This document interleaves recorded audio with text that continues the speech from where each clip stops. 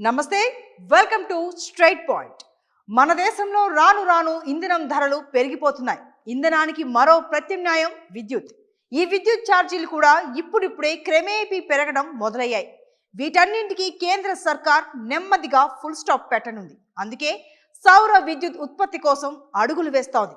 అయితే దీన్ని ప్రభుత్వం నేరుగా ఉత్పత్తి చేయదు, ప్రజలకే ఆ అవకాశాన్ని కల్పిస్తోంది. ఏకంగా 1 కోటి కుటుంబాలను ఇందులో భాగం చేయనుంది. కేంద్ర ప్రభుత్వం ప్రధానమంత్రి సూర్యోదయ యోజన అనే పేరుతో ఒక పథకాన్ని తెరపైకి తెచ్చింది. ఈ పథకం ద్వారా దేశంలోని 1 కోటి కుటుంబాలకు సోలార్ ప్యానెల్స్ ను అందించనుంది. అయోధ్యలో నిర్వహించిన పవిత్రోత్సవం సందర్భంగా ప్రధానమంత్రి నరేంద్ర మోడీ ఈ నిర్ణయాన్ని తీసుకున్నారు. దేశంలోని 1 కోటి కుటుంబాలకు సోలార్ ప్యానెల్స్ అందించడం వల్ల సౌర శక్తిని ఆయా కుటుంబాలు వినియోగించుకుని కొంత స్వాలంబన పొందగలుగుతాయి. దానివల్ల వారికి ఇంధనంపై వెచ్చించాల్సిన సొమ్ము ఆదా అవుతుంది. ప్రపంచంలో ఆర్థికంగా పైకి ఎదుగుతున్న వారికి మరికొంత చేయూతనివ్వడం ద్వారా వారు పేదరికం నుండి బయటపడేందుకు వీలవుతుంది.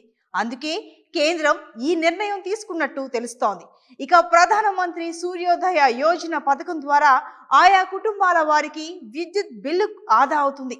తద్వారా వారు నేరుగానే లబ్ధి పొందినట్టు అవుతుంది.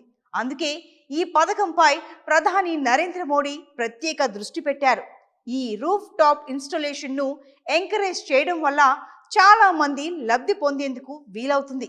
ఈ పథకం ద్వారా మిడిల్ క్లాస్ అలాగే లోవర్ మిడిల్ క్లాస్ వారు కరెంటు బిల్లులను ఆదా చేసుకునేందుకు వీలవుతుంది.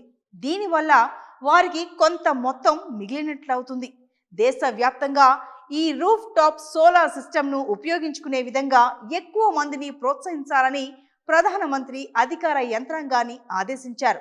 ఇలా ప్రజల్లో అవగాహన కల్పించడం ద్వారా ఎక్కువ మంది ఈ రూఫ్ టాప్ సోలార్ విధానాన్ని ఇన్స్టాల్ చేసుకునే అవకాశం ఉంటుంది. ఇది అటు ప్రభుత్వానికి ఇటు ప్రజలకు ఇద్దరికి ఉభయతారకంగా ఉంటుంది. ప్రజలకు విద్యుత్ బిల్ ఆదా అవుతుంది అంటే పరోక్షంగా ప్రభుత్వం నుండి సప్లై అవుతున్న విద్యుత్ వాడకం తగ్గినట్టే కదా. అందుకే దీనిని ఎక్కువ మందికి చేరువయ్యేలా చేసేందుకు అధికారులు ముమ్మరంగా ప్రయత్నిస్తున్నారు.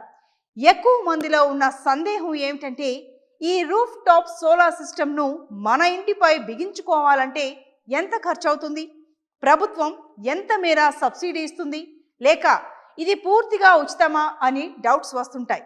ఇది పూర్తిగా ఉచితమైతే కాదు. దీనికోసం ప్రభుత్వం 40% ఆర్థిక సహాయం అందిస్తుంది.